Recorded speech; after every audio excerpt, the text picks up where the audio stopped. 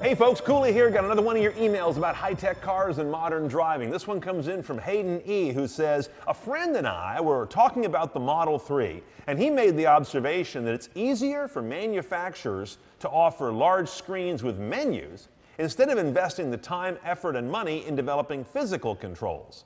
How much truth is there to this? He says, I always thought screens were mostly there for the wow factor.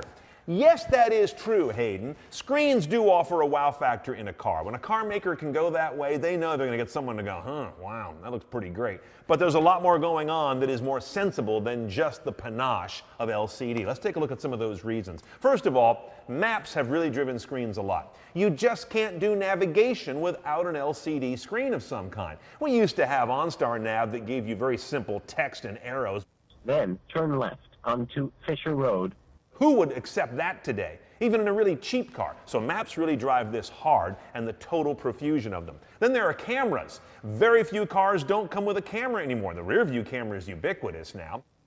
Front cameras aren't that odd. We may get side view cameras one day, and don't forget night vision cameras. All of these need a place to show. You can't display a camera feed on a knob, right? Then you've got media. Who amongst us would be satisfied today with those old sort of dot matrix text readouts of a radio station name or a song or podcast title? Now we want to see album art. We want to see menu choices to subscribe or unsubscribe from that podcast, or look at some other array of video media in the back seat. Screens, once again, are essential here. Now let's turn to why screens are actually becoming way more palatable to manufacturers than the old knobs and dials and fixed displays of the traditional dashboard. First of all is flexibility. You know, you can put in a tach or a speedometer and waste 8, 9, 12 square inches of space that never changes. What a waste of real estate, especially a tachometer. Look how many cars have a big old tach that takes up all that room and tells you basically nothing to most drivers. If you turn that area into LCD, it can contextually be relevant to what's happening in the moment, which is way better for driver information, lowering of distraction when it's done right, and offers so many more virtual displays than a fixed gauge and dial. Then you've got the area of updates. You cannot do an OTA update to a physical dial or needle gauge. It just doesn't happen. That thing is silk screened on plastic, and there's a needle sitting there on a magnetic sort of a mount, and that's it. That's all it's ever going to do its whole life. And OTA updates are becoming a really big part of keeping cars more relevant and valuable over time.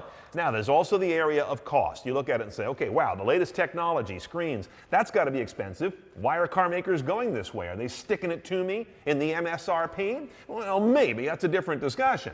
But overall, as car makers rush headlong into screens, they may actually find that they cost no more than doing traditional displays as they get economy of scale and they really commit to these things. And in some cases, it might actually save them money.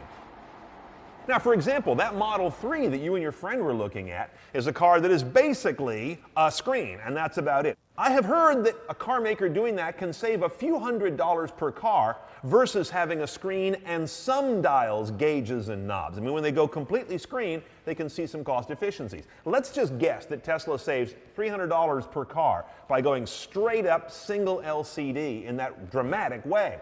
Times the number of Model 3s they've already sold, that's about $47 million in cost savings. That's a big deal, especially to a smaller car maker. So I think we're getting to the point now where in some cases, a highly screened interior of a car is becoming cost competitive with traditional knobs and dials, if not cost advantageous.